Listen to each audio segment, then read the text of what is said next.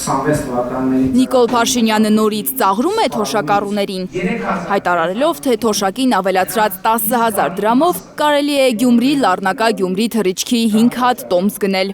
գնալ վայելել միջերկրականի տաք լողափերը։ Ծաղրում է, բա ինչ անում։ Ոնց որ ծաղրես 20,000 տան ձմեռը ոնց է տականալու, մեկը մրսելու է։ Մի մրսածել ենք նա էլ։ Սիսյանի կարտոշկա է։ Դե իրան այդ ցուրտ տեղերը մեզ պետք չեն, տվել է, ինքը երևում է այդ ցուրտ տեղերը իրան մրսացրել են կամ է մրսել է, դարել է Սիսյանի կարտոշկա։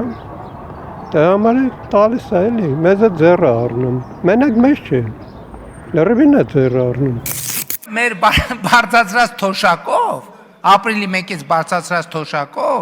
թոշակառուն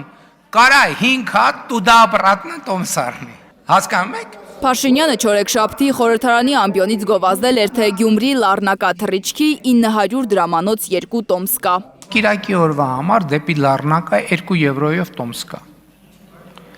Այսինքն մեր թոշակառուները, այսինքն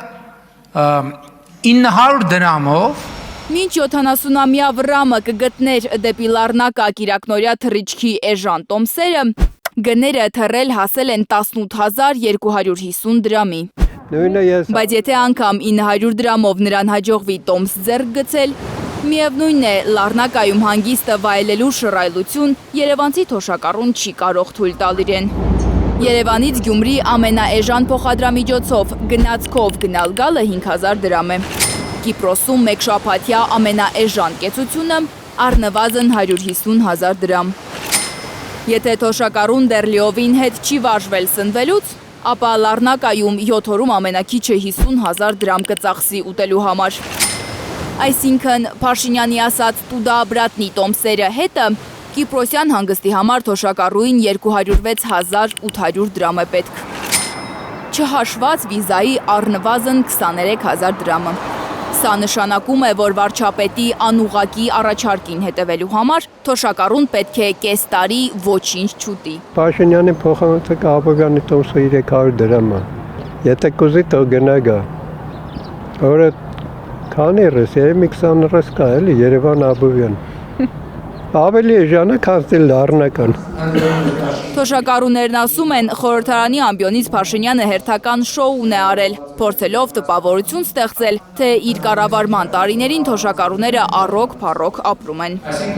Թոշակառուները կասկածում են, որ եթե վերընտրվի Փաշինյանը, այդ ավելացրած 10,000-ը կարող է նորից կտրել։ Ինչով եք վստահ, որ այդ թոշակները,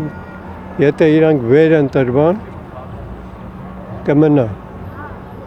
Չի փոշիանում։ Իսկ ասի, բայ մենք զորքերից ենք վերցրել տվել թոշակառուին, զորքերը շատ սնանկ վիճակում են, նորից պետք է վերադարձնենք իրենց գումարը իրենց։ 70-ամյա Վրամը ևս վստահ է, ընտրություններից առաջ թոշակը մինչև 10,000 դրամով բարձրացնելը նախընտրական կաշառք է պետական բյուջեի հաշվին։ Թոշակը բարձրացնելու համար կար նոյեմբեր ամիս 25 թվի, որի ժամանակ պատրաստվում է պետբյուջեն, որ ուղղությամբ ինչքան գումար է գնալու։ Այդ ժամանակ եթե բարձրացնել հունվարի 1-ից, ինչ որտեղ հասկանալ է, բայց այս նախընտրական կապիկությունը իրան չի փրկելու։ Լանա Համբարձումյան, Միրենա Պողոսյան, Հայլուր։